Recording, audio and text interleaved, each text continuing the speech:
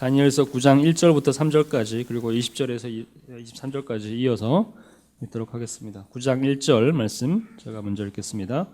메드 족속 아수에로의 아들 다리오가 갈대아 나라 왕으로 세움을 받던 첫 해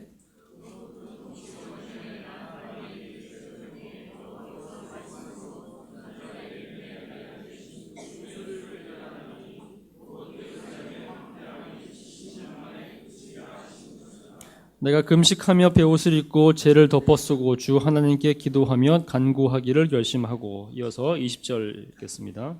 제가 먼저 읽겠습니다.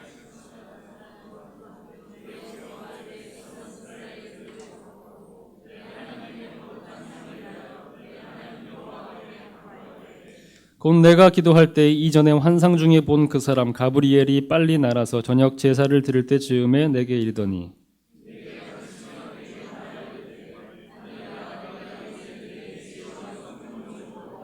함께 읽겠습니다. 곧 내가 기도를 시작할 즈음에 명령이 내렸으므로 이제 내게 알리러 왔느니라. 너는 크게 은총을 입은 자라. 그런즉 너는 이 일을 생각하고 그 환상을 깨달을지니라. 아멘.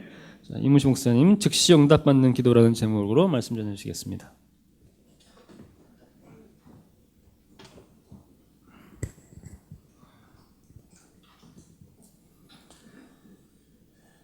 다시 한번 기도하겠습니다. 하나님 아버지 감사합니다. 구정을 보내고 고향으로 돌아갔다가 이제 다시 주님 앞에 하나님의 가족으로 다시 모였습니다. 모일 때마다 주님 은혜를 베풀어 주시고 세상의 분유함과 갈등과 전쟁의 소리와 다툼의 소리 가운데에서 우리의 마음들이 완악해지기가 쉽습니다. 은혜 베풀어 주셔서 항상 하나님 보시기에 온전한 마음을 회복할 수 있도록 예배 시간마다 우리가 모여서 기도할 때마다 은혜를 더하여 주시옵소서. 이 시간에도 주의 말씀을 구합니다. 말씀을 통해서 우리의 삶에 놓친 부분들을 발견하게 도와주시고 비어진 부분을 채울 수 있도록 하나님 앞에 가난한 마음 허락하여 주시옵소서. 예수님 이름으로 기도드립니다. 아멘. 다니엘서를 계속 묵상하고 있는 중입니다. 이 중에 오늘 본문의 말씀은 요즘 남북사의 긴장과 어려운 그런 상황 속에서 다시 한번 묵상하게 되는 말씀인데 이 말씀이 좀 맞아떨어진 것 같습니다. 오늘 본문에 보면은 다니엘이 하나님께 기도하는 내용이 나오는데 9장 1절에 언제 기도했는가 역사적 시점을 설명하고 있습니다. 메대 족속 아하수엘의 아들 다리오가 갈대아 나라 왕으로 세움을 받던 첫 해 곧 그 통치 원년에 이렇게 되어 있잖아요. 이 시점이 언제냐? BC 538년으로 이렇게 되는데요. 예루살렘이 무너진 지 67년째 되는 해였습니다. 바벨론 느부갓네살에 의해서. 근데 이때는 이제 국제 정세가 변해서 바벨론이 무너졌어요. 그리고 페르시아 제국이 새로 바벨론 뒤이어서 중근동의 대제국으로 올라왔습니다. 근데 이제 바벨론을 무너뜨린 사람이 누구냐? 메대의 왕, 오늘 본문에는 다리우스라는 사람의 사위였고 페르시아의 왕이었던 고레스라는 사람. 그러니까 두 나라가 메디아 페르시아가 사돈지간입니다. 그런데 이 메디아 왕에게는 딸들만 있었지 자식이 없었어요. 그러니까 왕이 계승자가 누가 되죠? 사위가 됩니다. 그래서 이 바벨론 밑에서 그 눌림받고 있던 두 나라 메디아와 페르시아가 연합군을 형성해요. 그리고 연합군 총사령관으로 이 고레스가 이제 임명을 받아서 말하자면 바벨론을 무너뜨렸습니다. BC 538년. 그래서 이 고레스는 나중에 바로 페르시아 황제로 취임하게 됩니다. 이렇게 되면 이제 문제가 생기는 게 그의 장인인 그 메디아 왕국 사람들과 이런 사람들이 보기엔 자기네 임금은 뭐냐 이렇게 되는 거예요. 사위가 황제가 되니까. 그래서 이제 고레스가 바벨론을 무너뜨리고 나서 바벨론을 자기가 직접 통치하지 않고 자기 장인인 이 아하수에르의 아들 다리우스 람세스 2세라고 이렇게 역사는 말을 하고 있어요. 이 사람을 이제 그 바벨론 지역을 다스리는 특별 왕으로 청빙을 합니다. 그래서 이제 다리오 이 고레스가 비록 바벨론을 무너뜨렸지만 그날을 직접 통치 안 하고 자기 장인을 모셔다가 이제 세워요. 이분이 이름이 성경에서는 다리우스 1세, 다리오 왕 이렇게 부르는 겁니다. 그런데 이제 바벨론 제국의 그 총리가 다니엘이었잖아요. 그러니까 다니엘은 누구를 섬기게 될까요? 나중에 이제 고레스 황제를 섬겨요. 그러나 이때 2년 동안은 이 메디아 출신의 메대 족속 아하수에르의 아들 다리오, 이게 바벨론 갈대의 왕으로, 지역 왕이죠, 왕으로 취임을 했을 때 다니엘이 그가 하나님 앞에 기도를 했는데 그 기도가 이렇게 시작하자마자 응답받았다, 이런 내용입니다. 그럼 이제 이때 다니엘이 이제 뭘 기도했을까라고 생각하죠. 어떤 기도를 했길래 시작하자마자 응답받았을까? 우리가 처음 이 생각해 볼 것은 철저하게 다니엘은 말씀에 근거한 기도였다라는 거예요.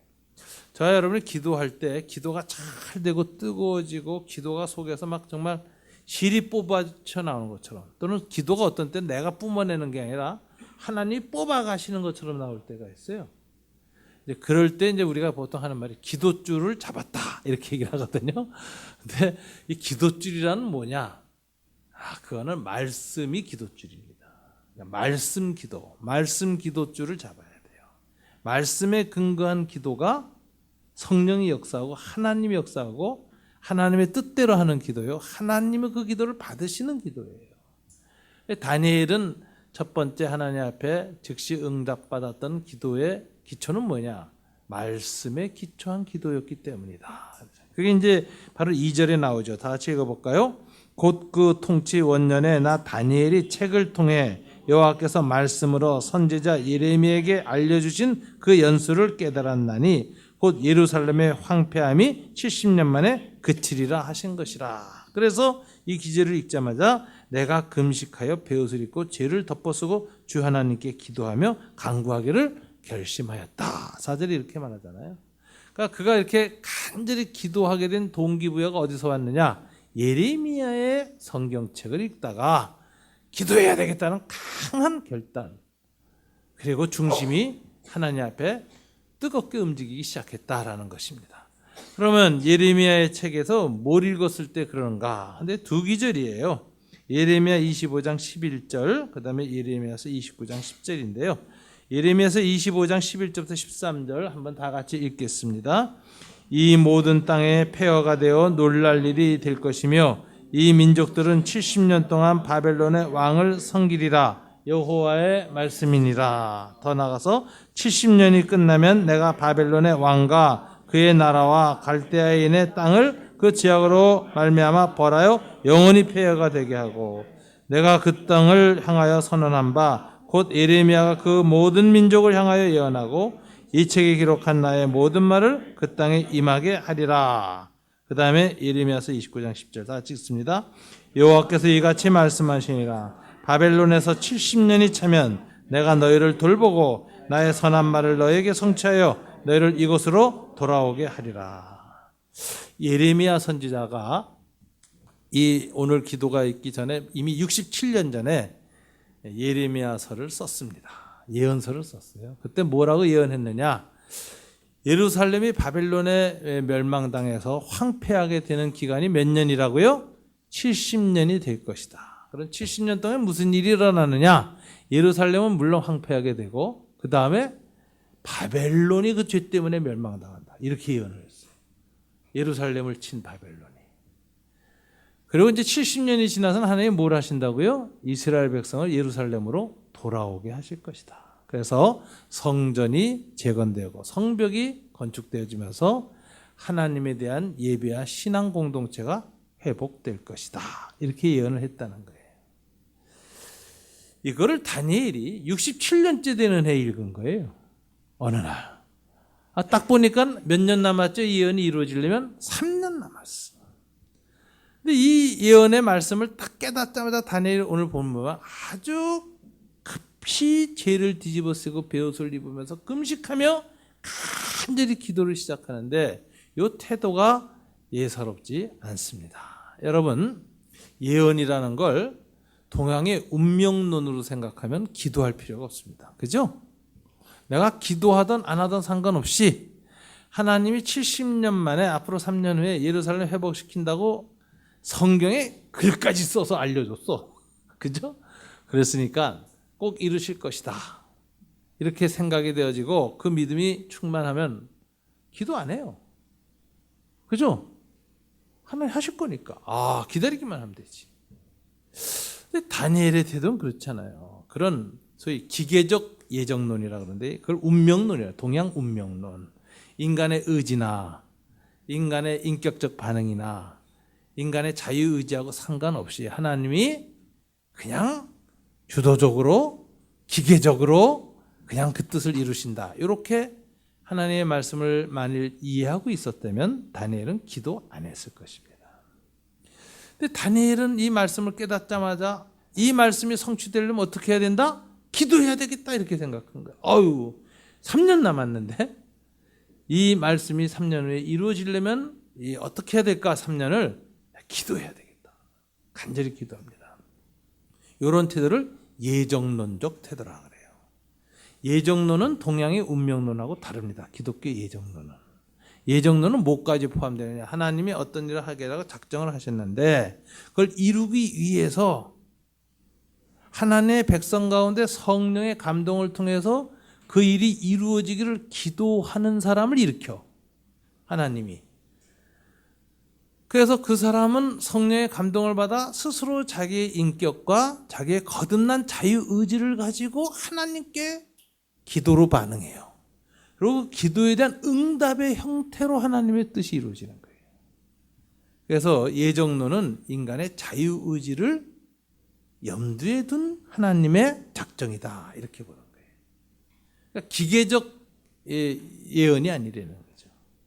인간이 뭘 하든 상관없이 하나님이 이루시는 것이 아니라 하나님은 항상 인간의 반응을 염두에 두고 반응에 대한 또 다른 반응으로서 하나님의 예언을 성취시키신다.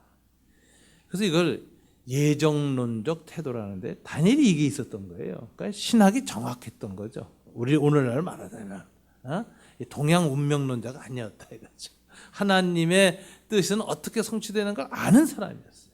그래서 하나님의 계시가 들어오니까 다니엘은 나라도 먼저 이 말씀에 대해서 반응해야 되겠다는 강한 깨달음과 성령의 감동 가운데서 예루살렘을 위한 중보 기도를 시작하니까 이 기도에 대한 응답으로 3년 후에 고레스 황제가 전 유대인들은 예루살렘으로 돌아가라는 황제 칙령이 내려오는 일이 일어나는 것입니다.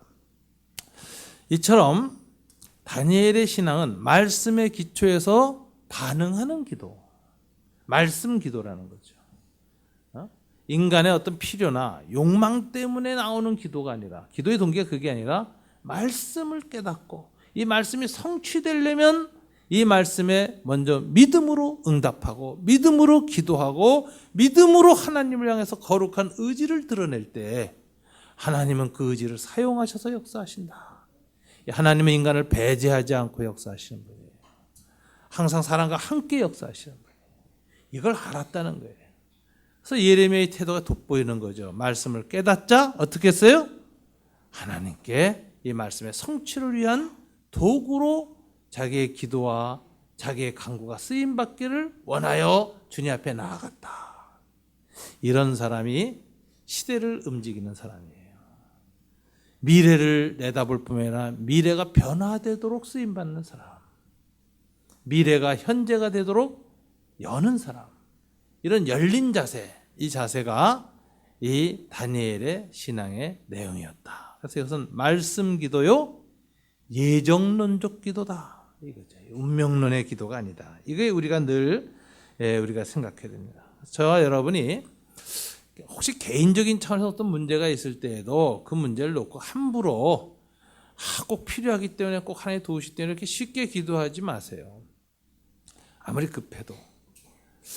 그렇게 기도하기보다는 하나님 앞에서 내가 이 필요를 채워달라고 기도하는 게 하나님 말씀이 옳은가? 이거부터 검토를 하시라.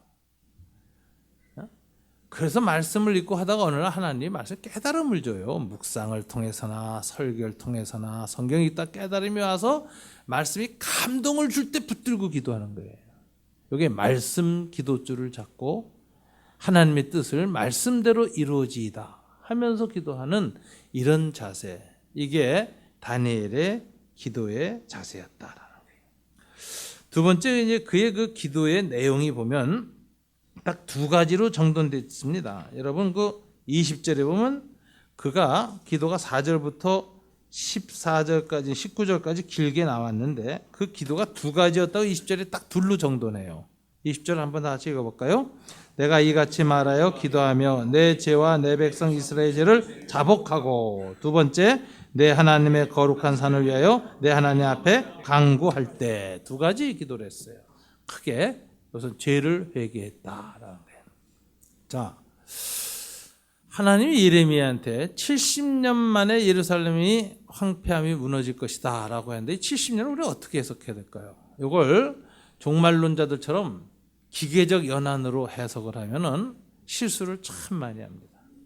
제가 그 1993년에 그 남북 나눔 운동에 이제 기획실장으로 제가 이렇게 일을 하게 됐어요. 저로서는 참 영광이죠. 이게 뭐냐면 군대로 말하면 저 그 구로동 전선의 외국인 노동자 사역하는 소대장으로 있다가 육군 참모본부로 발령받은 거예요. 그래가지고 이제 기획실로 들어간 거죠. 한국교회 전체 그 대북 NGO의 기획실로 들어가서 제가 이제 큰 방향을 잡는 일을 하게 됐는데, 그러니까 제가 이제 그 40세에 이제 말하자면 이제 그 목사님들 세계에서는 이제 굉장히 빨리 출세한 케이스죠. 갑자기 이제 중앙으로 들어가 버렸으니까.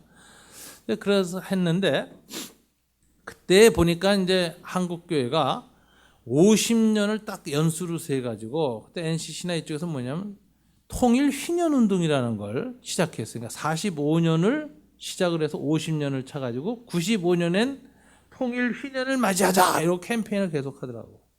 내가 그때 좀 이상했어요. 아니 50년 휘년은 좋은데 이걸 어떻게 45년부터 계산하냐 이거지. 이건 너무나 그 성경적이기보다 민족적이다 이거예요. 어떻게 45년을 해야 되냐? 원래 계산하려면 출애굽한 때부터 가나안 땅에 들어간 때부터 50년씩 계산해야 이게 휘년 숫자가 맞는데 그 계산도 할 수도 없고 언제가 휘년인지 우리 모르는 겁니다, 사실은. 근데 그걸 45년에 맞춰서 95년을 통일 휘년으로 하자고 막 저 전국 교회하고 미국에 있는 교포, 독일 전 세계 교회가 전부 휘년 대회를 했어요. 저도 그때 그래서 국제 회의를 꽤 많이 참석을 했어요. 휘년 대회마다 가서 이제 남북 나눔 운동의 그 통일 휘년 사업의 내용을 보고하고 설명하고 뭐 캠페인하고 이런 거 했는데 그때 난 참 95년에 통일 휘년이 누워질까 뭐 별 소식 없이 지나갔어요. 그래서 좀 지나더니 안 되니까 70년으로 늘리는 거야. 오늘 본문을 배경으로 해서. 그래서 70년 되면 분단 70년 될 때 통일을 맞이하자 이러는 거예요. 작년이었어요. 분단 70년. 아무것도 없어. 소위 말하자면 이 70년이라는 단어나 50년이라는 이 성경적인 횟수를 이렇게 기계적으로 적용하는 게 바른 적용일까? 늘 좀 저는 이 성경 신학을 이 사람들이 공부를 안 하고 자의적으로 취하는구나 이런 생각이 들어요. 원래 이 신비주의자나 자유주의자들은 그렇게 상징 혹은 신비로 그냥 갖다 글자 대입을 해버려요. 그러니까 이단 종말론이 다 그래서 나오거든요. 뭐 언제 몇 월 며칠 뭐가 온다 이러고 성경 이상하게 갖다 막 껴 맞추고 연수 껴 맞추고 그 아주 질색이에요. 참 정말 성경을 해석을 못한다. 저는 그런 생각을 해요. 근데 70년이라는 숫자가 의미하는 바가 왜 하나님이 70년 동안 예루살렘을 황무케 했을까요? 딱 하나입니다. 이게 대안식년이에요. 상징이. 안식이 회복될 때까지는 회복이 없다. 그러면 왜 땅에서 쫓겨나가? 하나님의 안식을 깨뜨렸기 때문이다. 가나안 땅에 들어가서. 원래 하나님이 가나안 땅을 이스라엘 백성에 줄 때 어떻게 주셨습니까? 아브라함한테 그렇게 얘기하셨죠. 야 아브라함 너의 믿음을 따라서 내가 밟고 있는 이 땅을 내 후손에게 주는데 너 당장은 안 주겠다. 4대 후에 400년 후에 줄 것이다. 이렇게 얘기를 해요. 이유가 뭘까요? 왜 당대 안 줬을까요? 아직 이 가나안 땅에 살고 있는 아모리 족속, 7족속의 가나안 7족의 죄악이 관영하지 않았기 때문에, 죄가 아직 안 찼기 때문에 이 땅을 너한테 줄 수 없다. 하나님은 자기 백성에게 무조건 이 땅을 주겠다고 약속을 하셨지만 자기 자식 이쁘다고 남의 걸 뺏어서 주는 그런 무자비한 하나님이 아니에요. 그래서 자기 자식한테 그 약속을 지킬 때에도 언제 그 땅을 주느냐? 그 땅에 사는 백성이 그 땅에서 살 자격을 잃어버렸을 때, 도덕적으로 황폐화되고 죄악이 관영해져서 하나님 심판할 때가 찼을 때 이스라엘 백성은 400년 동안 어디다 보내도요? 저 에집트에다 뒀다가 그때 때 맞춰서 딱 출애굽시켜서 끌고 들어가서 이 모세와 여호수아의 인도하에 이제 가나안 땅을 딱 여호수아 이끌고 들어가니까, 그때는 이 출애굽 가나안 정복 사건이 두 가지 의미를 동시에 갖는 것입니다. 하나는 심판의 의미, 가나안 7족에, 하나는 이스라엘 백성에겐 사랑의 완성, 언약의 성취죠. 그러니까 심판은 어떤 의미에서 되느냐? 하나님이 가나안 7족속하고 언약을 맺은 적이 없어요. 그거는 이제 보편율, 정의의 개념에 의해서.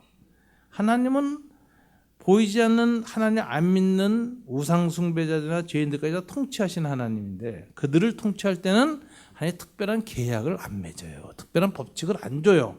그냥 일반 법칙. 그게 뭐냐면 정의의 법칙이야. 정의를 안 지켜서 정의의 선에서 악하게 굴러떨어지면 하나님은 이제 심판을 해서 그 땅에서 쫓겨나고 멸망당하는 족식이 많아요. 인류 역사, 수많은 이 역사 동안에 종족이 멸해진 족속이 굉장히 많습니다. 왜 하나님 그 죄가 심하면 멸족시켜버려요. 그리고 그들이 살던 땅에서 쫓겨나게 하세요. 땅을 분정하시고 민족들의 경계를 정하셔서 민족들이 거기서 살게 그 연한을 정하시는 분이 하나님이시다라고 사도 바울은 아레오바고 설교 중에 얘기를 합니다.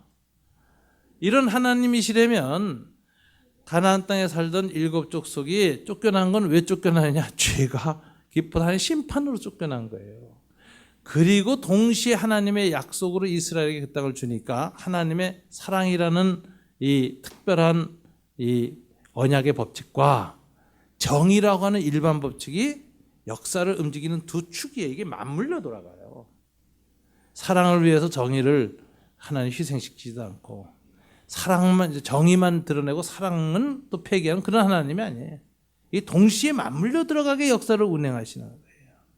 이렇게 해서 가나안 땅에 이스라엘이 들어갔어요. 그럼 가나안 땅에 들어가서 이스라엘은 어떻게 될까요? 그 하나님의 사랑에 감격해서 뭘 해야 될까요?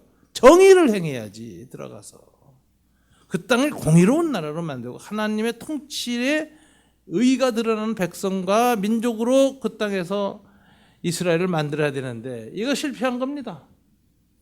들어가서 나쁜 짓 합니다. 안식일도 안 지키고요. 안식년 안 지켜요. 안식년은 7년마다 돌아오는데 뭐 하죠? 노예 해방.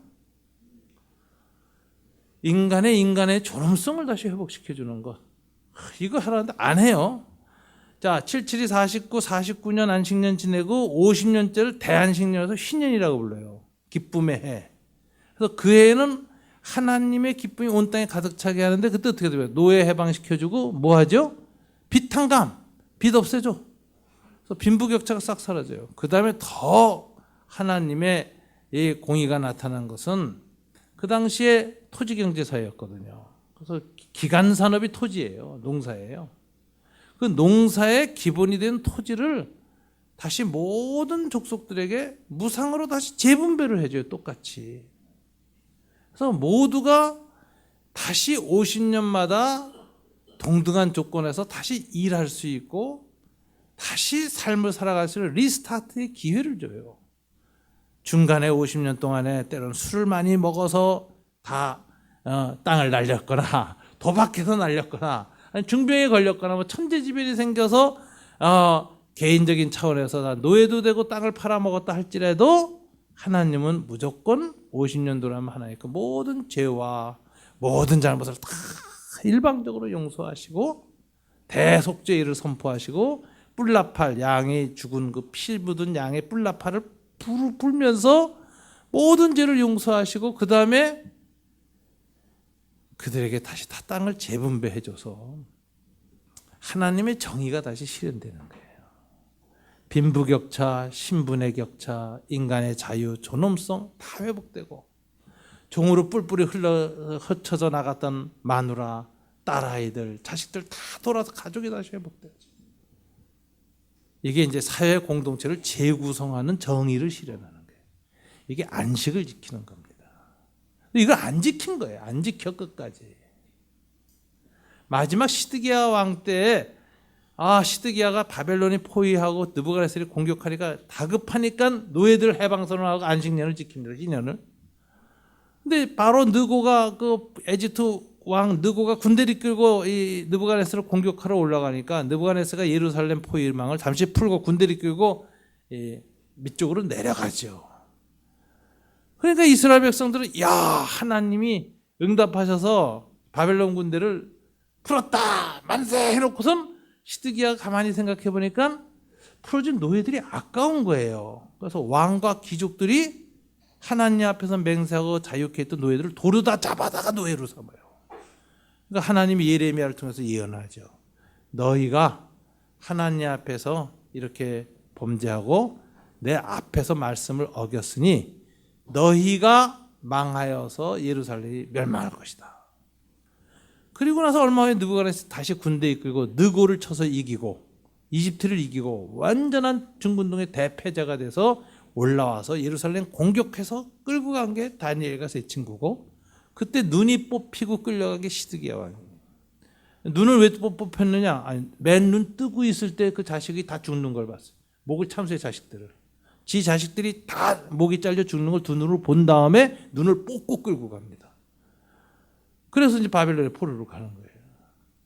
자, 바벨론의 이 예루살렘과 이 이스라엘 70년 동안 왜 황폐하게 됐는가? 안식을 지키지 않아서지. 그런데 하나님께서 왜 끌고 가서 70년 동안 유폐시키는가? 70년 동안 50년으로도 안 되는 안식을 완성하기 위해서 70년을 주시는 거예요. 그게 징벌의 기간. 가나안 땅의 안식을 회복하는 기간. 가나안 땅에 오랫동안 억압되었던 안식을 깨뜨렸던 그 인간의 죄와 모든 불의가 다 사라지는 기간 70년을 주는 거예요. 이 70이라는 숫자를 연수로 계산하면 안 된다니까요. 이거는 상징적인 숫자, 신학적인 숫자라는 거죠. 안식이 회복돼야 예루살렘이 회복된다. 이 뜻이에요. 우리가 지금 분단이라는 이 상태 속에 놓이게 되는 이유는 딱 뭐냐? 분열 때문에 그랬죠. 우린 분열했습니다. 이 분열의 결과라는 거 아세요? 우리 죄의 결과예요. 분단은 일단 우리 민족의 뭐 외세 개입도 있지만 일단 우리의 분열했습니다. 여러분 뭐 일제하에서 독립운동할 때도 좌우 분열이 심했어요. 상해 임시정부하고 동국만주에 항일 영군, 그 중국 공산당 모택동하고 영군을 만들어서 했던 조선 노동자들, 조선 그 공산주의자들 사이가 대립이 심했어요. 독립운동할 때도 좌파 우파가 심했고 김대중 장군 총 쏴 죽인 사람 누굽니까? 일본군이 아니었죠. 좌파 사회주의자들이 총 쏴서 죽였어요. 그러니까 독립운동하면서도 우리는 분열했어요.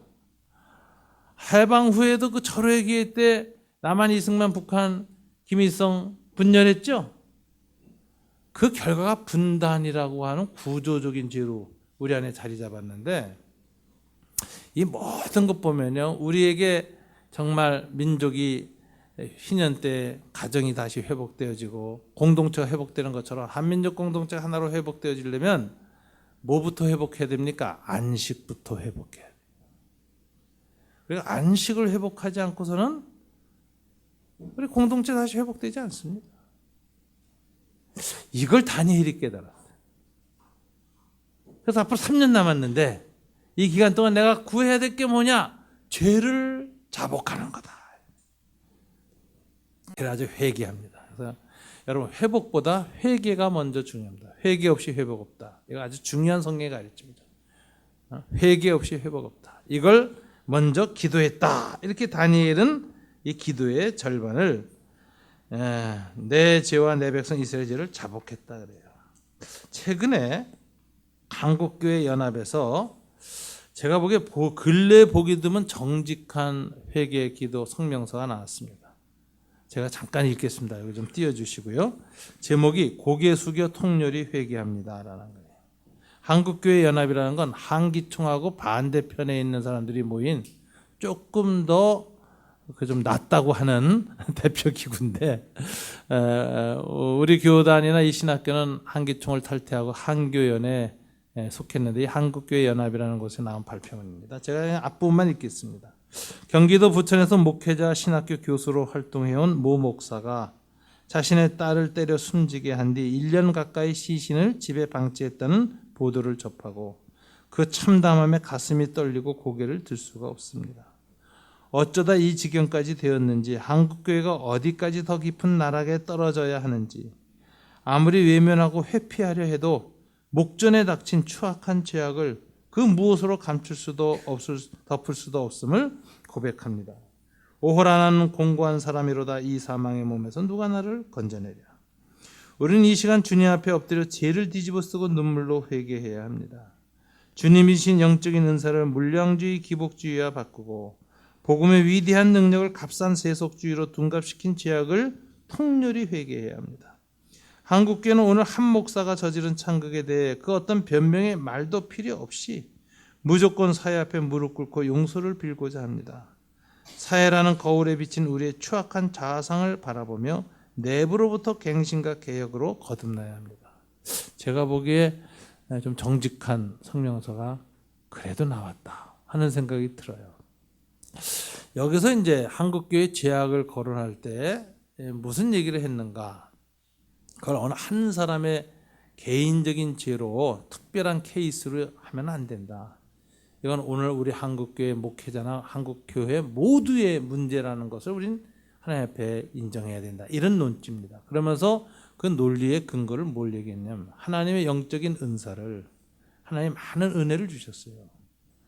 그것을 개인적인 것으로 만들었어요. 그래서 하나님의 은혜는 공공적인 것이거든요. 하나님 나라의 공공성이 있는, 하나님 나라를 위해서 은혜를 주시고 은사를 주셨는데, 이 은혜를 개인적인 차원의 은사주의로만 활용한 것이에요. 이게 뭐냐면 공적인 은혜를 사적인 것으로 썼다. 그래서 귀신 쫓고 병 고쳐요. 그렇게 개인적인 차원에서 쓰면 무슨 일이 일어날까요? 사람들이 따라와요. 돈이 모여요. 그래가지고 영적인 독재자가 돼요.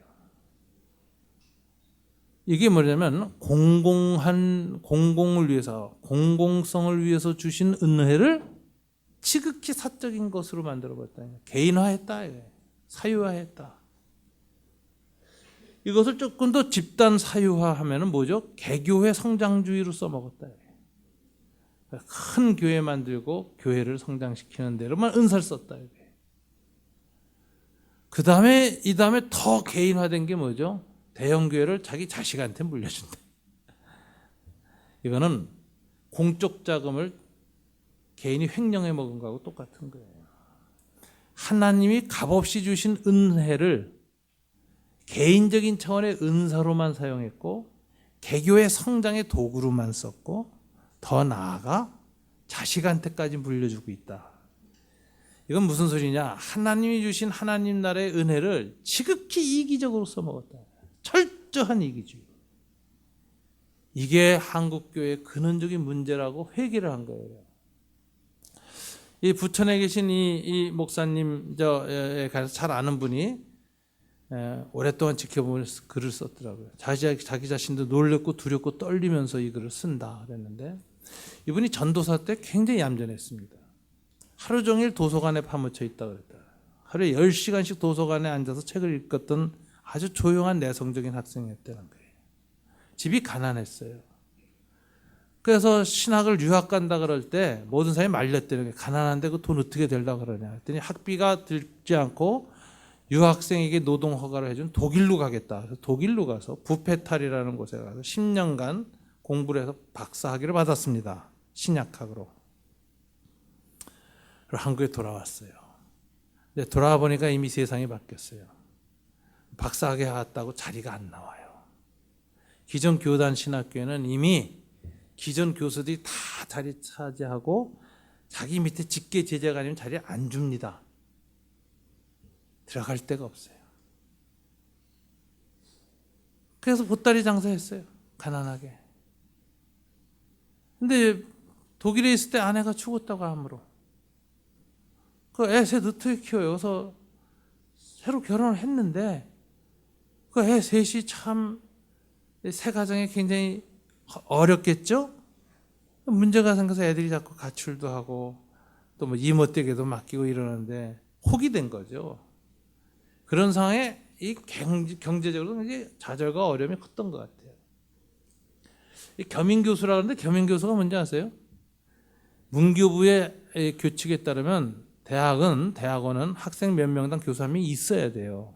근데 그렇게 채용하면은 학교가 재정적으로 감당이 안 되거든. 법대로 하면. 그 법망을 피하기 위한 교묘한 방법이 겸임교수제라는 겁니다.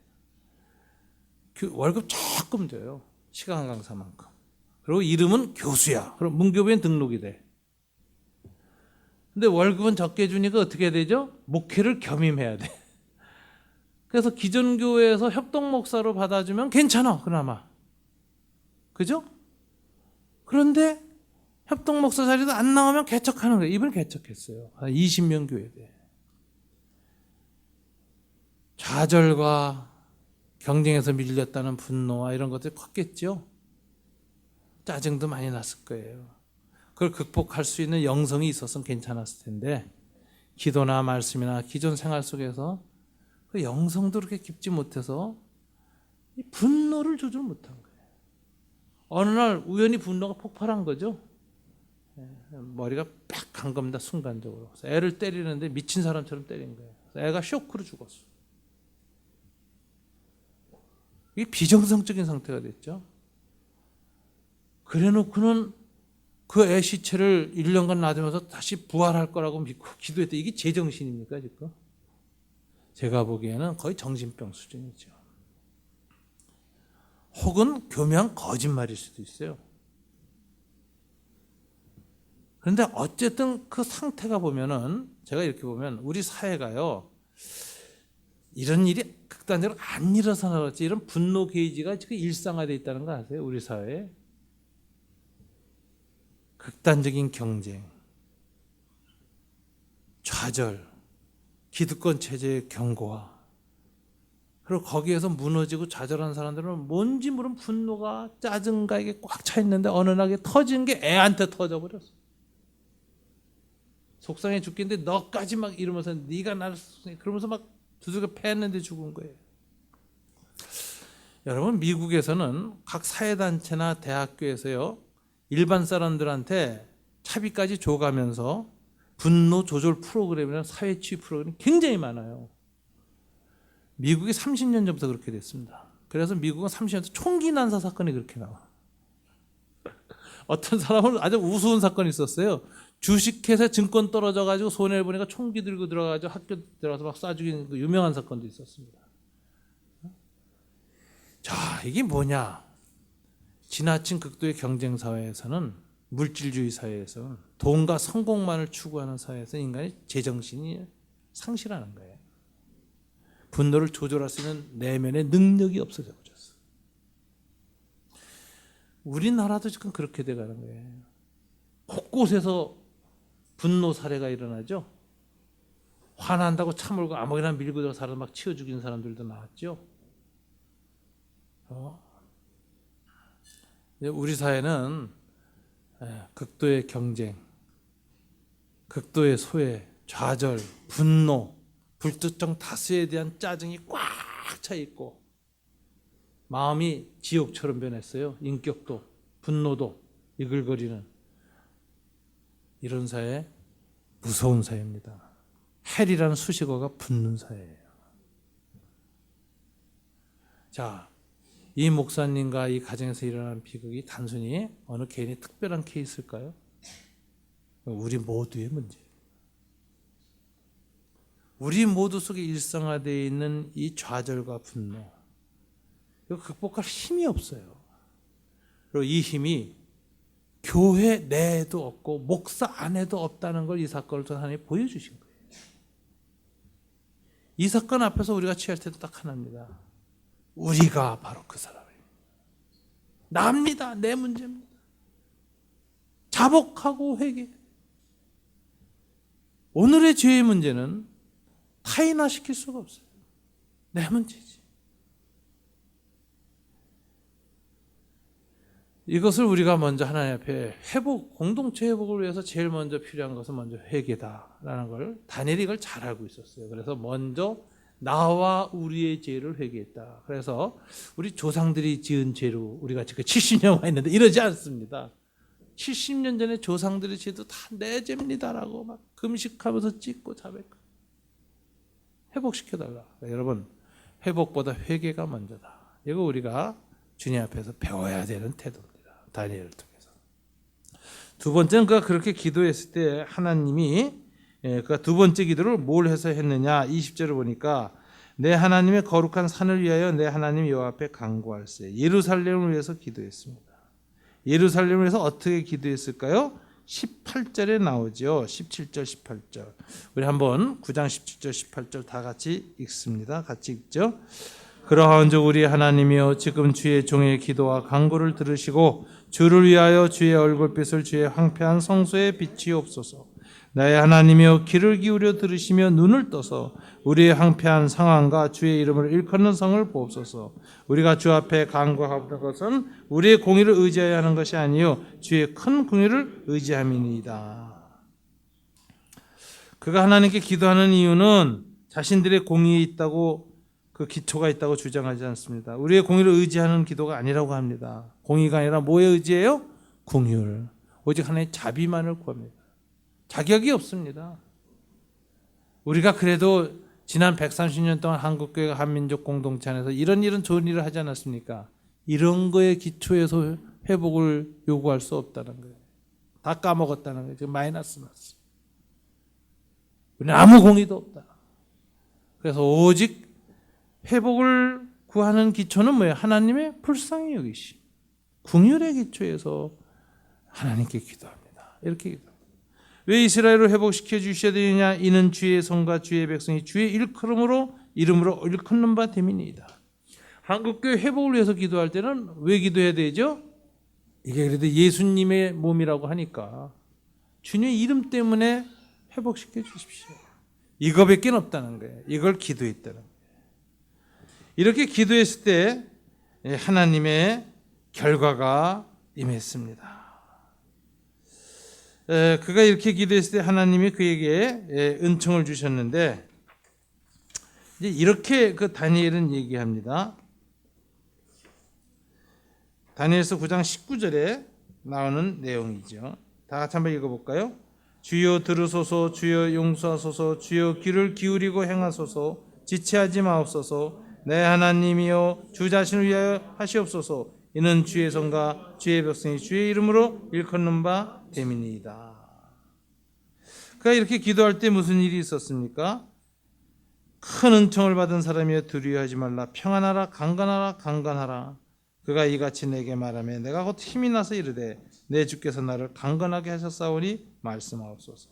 다니엘의 이 고백을 보면요, 기도할 때 일어날 힘이 없었어요. 근데 언제 일어날 힘이 나오느냐? 주님이 천사가 와서 평안하라 강건하라 강건하라 그가 이같이 내게 말하며 내가 곧 힘이 일어나서 이렇게 돼 있죠. 자, 강건하기 전에 먼저 뭐가 왔죠? 평안이 왔어요.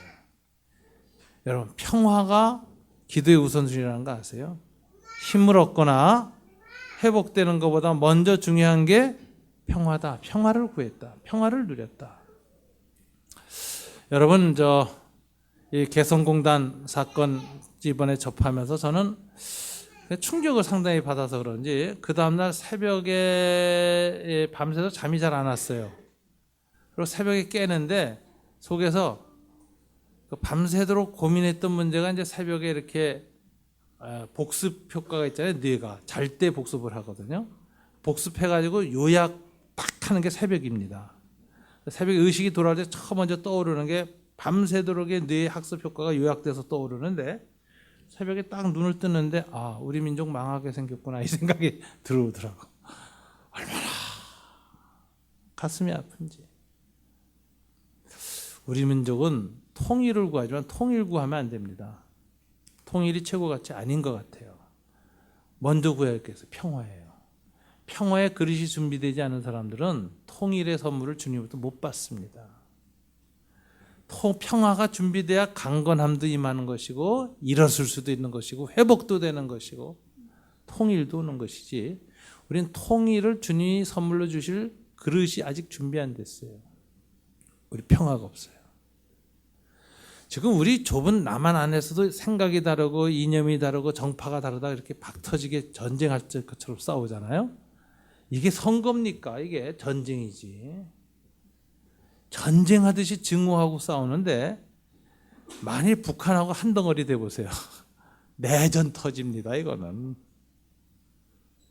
북한 사람들이 불평등이나 뭔가 저게 당해가지고선 분노가 생기면은 어떡할까요? 저는 북한은요, 군대 생활 보통 7년, 보통 더해서 10년 하고요. 20대를 전부 18부터 10년 군대로 보내죠. 나와서 노농족이 돼 청년군이 돼 500만 군대 경험이에요. 이 사람들이 불만이 생기고 불평이 생기고 증오가 생기면 뭐 할까요? 빨치산 게릴라 투쟁하면 100만이 총 들고 산으로 갑니다. 통일했다가 우리 내전 또 생겨서 6.25 전쟁보다 더 참혹한 내전을 겪는다. 남북 예멘이 그렇게 됐거든요. 통일한 후에 내전 생겼어요. 지금까지 예멘은 엉망진창 아닙니까? 밤낮 총 들고 다니잖아요. 여기저기서 죽이고. 우리 그렇게 됩니다. 우리 민족 공멸해요. 그냥. 제 생각엔 하나님 통일 안 주는 이유가 있어요. 뭐죠?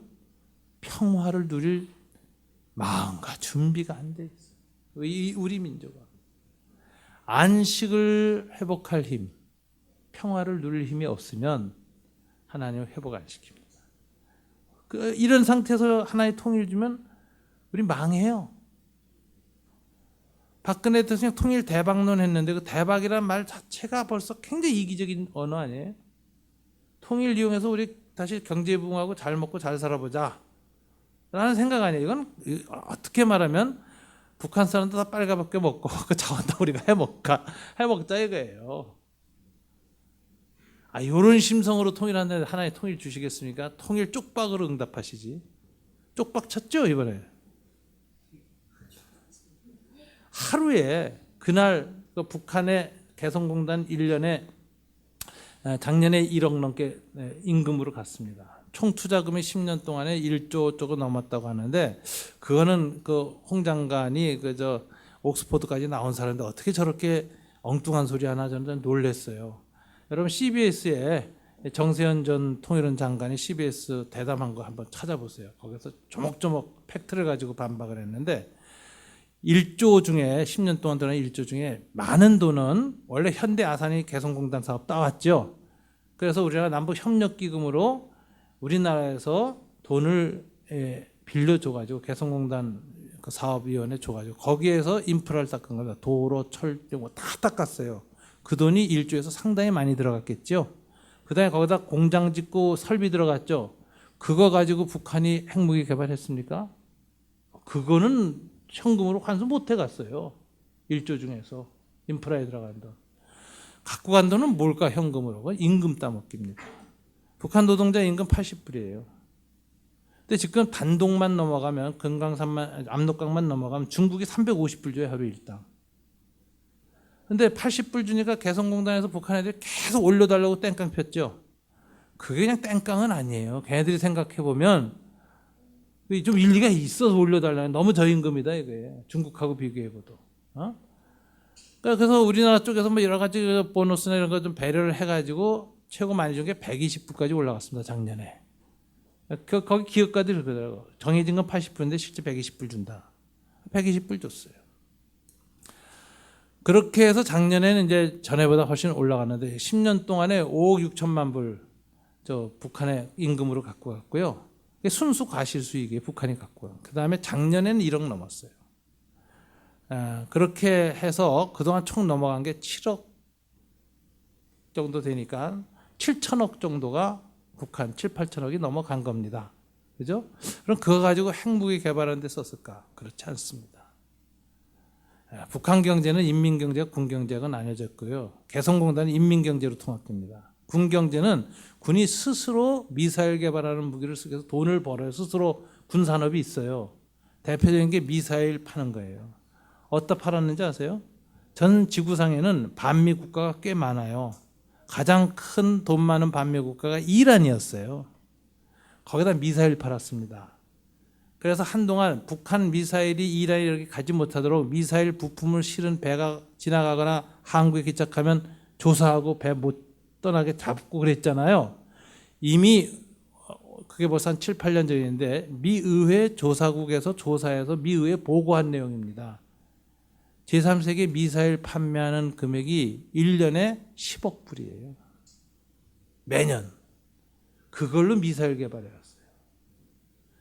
개성공단에 이 1,000억 불 가지고 그거 가지고 미사일 개발했다? 그건 전문가들은 다 웃습니다. 자, 그래서 1년에 1,000억 안 주기 위해서 개성공단 폐쇄했어요. 그날 하루에 주가가 떨어져서 시가총액 몇 조가 날아가는지 아세요? 44조가 날아갔어요. 하루에. 제가 보기에 굉장히 그 좀 신중했어야 되는데 과연 신중했는가 의문을 제기됩니다. 저는 장관께서 옥스퍼드도 나오신 분인데 정말 명료한 근거를 좀 더 대줬으면 좋겠어요. 온 국민 납득할 수 있게. 안 그러면 속인 겁니다. 거짓말한 겁니다. 선동입니다. 안 그렇대요. 저는 남과 북의 정치 지도자들의 문제점이 뭐냐면은 증오로 가득 차 있고 선동 정치를 해요. 양쪽이 다. 그리고 더 무서운 건 우리 국민들이 바보예요. 팩트에 근거해서 냉정하고 신중하게 반응하지 않고 다 선동에 움직여서 막 소리 지르고 같이 분노해. 왜 그러냐? 마음에 분노가 많아서 이성이 작동이 안 돼. 미움이 너무 커서 누가 선동만 하고 확 터져버리는 거야. 그래서 남과 북이 함께 망하는 길로 가고 있습니다, 지금. 그래서 저는 참 그래요. 평화가 오면 분노를 넘었습니다. 이성적이 됩니다. 신중해집니다. 충동적이 되지 않습니다. 선동가들에 의해서 이 민족의 운명이 움직이지 않습니다. 전 그래서 평화의 힘, 이게 얼마나 우리에게 중요한 것인가를 생각합니다. 저는 1989년에 그때 이 40살에 동독 지역의 라이프치히에 있는 성 니콜라이 교회에 방문했습니다. 그 남북 나눔운동 연수단으로 갔어요. 그때 니콜라이 교회는 작은 기도 모임이 있었습니다. 그 기도 이름이 평화기도회였어요. 이거 왜 했느냐? 그때 이제 동독의 공산당이 아주 억압적 지배를 하고 있을 때고 비밀 경찰 통해 가지고 조그만 불평만 막 잡아가고 북한처럼 다 수용소 보냈어요. 근데 이제 하다못해 탄광에서 일하는데 이거 이 공기가 나쁘고 이거 안 해가지고 사고도 많이 나고 저 이 폐 질환이 있다 이런 얘기만 해도 잡아갔어. 사회적 억압이 얼마나 심한지 사람들이 마음을 둘 곳이 없어요. 그런데 이 니콜라이 교회에 젊은 목사가 왔어요. 그러니까 제가 방문했을 때 36살이었어. 그때 4년 전에 이제 그 동독이 무너지는 일이 겪었는데 그 일을 주도한 목사예요. 근데 그때 30몇 살이었어요. 제가. 그러니까 한 30대 초반에 담임 목사로 왔어요. 이 교회는 이 그림 좀 그려보시면 굉장히 멋있게 생겨진 교회입니다. 제가 아마 나중에 보수도 좀 한 것 같은데 이 굉장히 멋있는 교회예요. 루터파 교회인데 여기 저 오르간이 유명해요. 그래서 바흐가 여기서 오르간 연주자로 있었어요. 중세 때 아주 유명한 교회인데 이게 담임 목사로 왔는데 노인들만 몇몇 있었어. 교회에 공산당 탄압을 받아서 교회가 다 사그러들었죠. 그래서 노인들 데리고 월요일 날 기도회를 시작했어요. 한 10명, 20명 모였어요. 근데 그때 기도회 할 때 이분이 전에하고는 좀 다르게 자유롭게 기도하게 했어. 전에는 기도문을 다 동독 정부에다 알려서 그대로 읽어야 했어요. 정부 승인받고 기도했어. 근데 그거 없앴어. 그냥 각자 기도하게. 그러니까 각자 그냥 오르간 반주 따라 막 기도하다 보니까 이게 기도가 자유로워지고 있는 답답함과 억울함과 끌려간 자식이나 소식 없는 남편에 대해서 막 부르짖고 하다 보니까 마음이 편하죠. 풀리죠. 마음의 안정감도 좀 옵니다. 이게 소문나서 사람이 점점 몰리기 시작했어요. 그래서 이 기도회가 어느 날 시민 시위로 발전해 버렸어요. 8,000명이 모였어요. 그래서 주장한 게 여행의 자유와 언론의 자유를 요구했어요. 이 기도회가. 이거 우습게 봤습니다. 그래서 동독 정부는 40주년 정부 수립 기념 행사를 하면서 우습게 봤는데 이것이 점점 늘어나서 올 경우에는 어떻게 되느냐. 그해 1989년 5월에는 12만 명이 라이프지에 모입니다. 이 기도회가 발전해서 어떻게 되느냐. 11월 9일에 베를린 시내에서 120만 명이 운집해요. 근데 이 사람들도 여행의 자유, 언론의 자유를 요구하고 이거 공산당의 억압을 좀 반대하는 이야기만 했지 통일을 아무도 구호 안 내밀었어요. 그런데 갑자기 많이 모이니까 몇몇 흥분하는 또라이 같은 사람들 있잖아요. 누군가가 군중 속에서 외쳤어요. 가자! 장벽을 부수러 그랬다고. 그 순간에 욱 하고 가서 무너뜨려서 공산당 무너진 거예요, 저게. 그래서 학자들이 그렇게 얘기합니다. 이 라이프치 니콜라이 교회에서 시작한 작은 평화 기도에 대한 응답으로 하나님이 독일 통일을 허락하셨다. 제가 이 교회당에 가서 그때 기도를 했는데 예배당 바닥에 무릎 꿇고 기도를 했는데 이런 기도를 했던 기억이 있습니다. 이 교회의 기도를 응답하신 만군의 여호와여, 지구의 동쪽 한반도 남쪽에서 온 저희들이 기도를 응답하소서. 한반도는 지금 허리가 잘려 있습니다. 이 허리는 오직 하나님 한 분만이 다시 이어주실 수 있습니다. 독일의 통일을 허락하신 주님, 다시 한번 한반도 통일도 허락하여 주옵소서. 간절히 기도했습니다.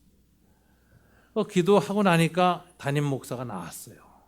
청바지 입고 젊은 목사가. 그때 첫 질문이 그거였어요. 얼마나 독일 통일을 위해서 오랫동안 기도하셨습니까? 그랬더니 그때 저 중앙대 교수가 이제 독일에서 공부하신 분이 통역을 해줬는데 나 통역을 잘못한 줄 알았어요. 뭐라고 대답하냐? 우리는 통일을 위해서 한 번도 기도한 적 없습니다. 그러는 거예요. 그래서 다시 한번 말하라고. 그랬더니 다시 질문하고 똑같은 대답을 해요. 그런데 이분이 이렇게 대답을 하더라고요. 우리는 독일 통일을 위해서 기도하지 않았습니다.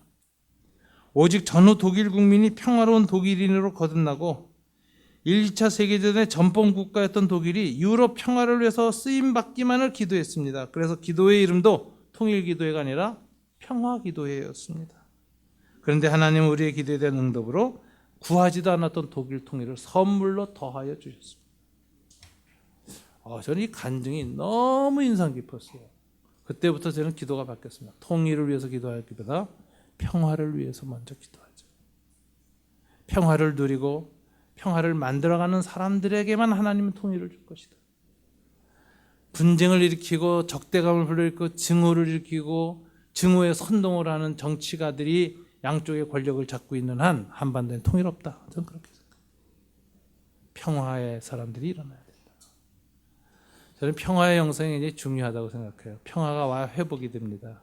그래서 개인 관계에서 좀 평화롭게 사십시오. 누구 좀 미워하지 마시고 그놈만 생각해 이가 부르륵 깔려서 잔 깨지 마시고 옆에 있는 우리 마누라 아내가 평생 왼손으로 입이 이렇게 이러지 마시고 용서하시고 평화롭게 사시고 남하고 다른 사람하고 더불어 사는 훈련과 연습을 하고 그리고 가정과 우리 교회 공동체에서 평화를 누리고 그리고 사회를 피스 메이커로 화평케 하는 자로 살아가서 이 양극단적인 증오의 목소리가 줄어드는 사회를 만들어야 돼요. 그리고 그 증오에 선동돼서 넘어가지 않을 정도로 자기의 증오와 분노를 넘어서야 돼요. 그래야 건강한 사람이에요. 그리고 그런 사회는 평화를 누릴 수 있고 그 그릇이 준비되면 통일도 번영도 오는 거예요. 지금처럼 이렇게 증오와 미움과 분노가 가득 찬 마음과 관계, 사회, 공동체 가지고 어떻게 평화를 하나님이 주시겠어요? 저는 다니엘의 이 기도를 보면서 생각합니다. 어떤 기도가 기도할 즈음에 바로 하나님 응답하는 기도냐? 말씀의 근거에서 하는 기도요. 회개를 먼저 하는 기도요. 그리고 평화를 구하는 기도. 이 기도는 하나님의 응답이 있습니다. 여러분 마음속에 좀 평화를 좀 누리십시오. 세상은 분유하고 분노의 목소리 높아도 하나님 앞에 하나님의 은혜와 은총과 용서로 말미암아 평화를 누리시고요. 그리고 주변 사람 용서하면서 평화를 나누십시오. 가정과 교회와 이 세상을 평화 공동체로 빚어가는 일에 우리가 헌신합시다. 저희 교회의 목표 중에 하나가 평화 공동체입니다. 그럴 때 하나님이 우리를 축복하실 겁니다. 이 위기와 난간도 극복하게 하실 것입니다. 우리 다 같이 말씀 붙들고 다니엘처럼 한번 간절히 기도하도록 하겠습니다. 우리 다 같이 하나님 앞에 마음에 옷을 찢고 베옷을 입고 분노와 증오에 떠돌아 있는 이 민족을 불쌍히 여겨달라고 기도합시다.